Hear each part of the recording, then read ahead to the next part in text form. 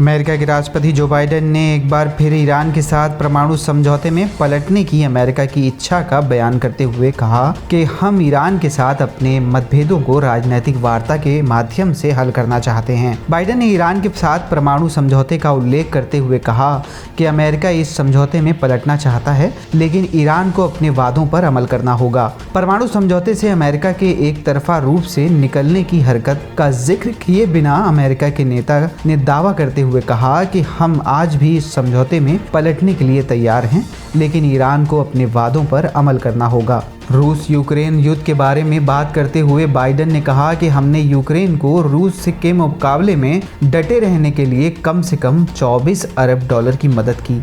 सुरक्षा परिषद के एक सदस्य ने अपने पड़ोसी पर हमला किया है। रूस यूक्रेन को हड़पना चाहता है और ये बात किसी को स्वीकार नहीं है। बाइडेन ने रूस के खिलाफ बयानबाजी करते हुए कहा कि पुतिन जैसा लापरवाह नेता परमाणु हमले की धमकी दे रहा है। वो संयुक्त राष्ट्र के कानून की धज्जियां उड़ा रहा है। दुनिया मॉस्को को देख ले, पहले ही इसके बारे में हमने बता दिया था।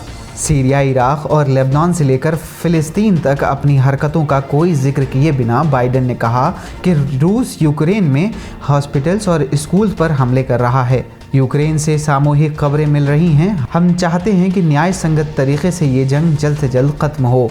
रूस ने दुनिया भर में खाद्य संकट खड़ा कर दिया है और इस हरकत का दोष अमेरिका और सहयोगी देशों के प्रतिबंधों को दे रहा है।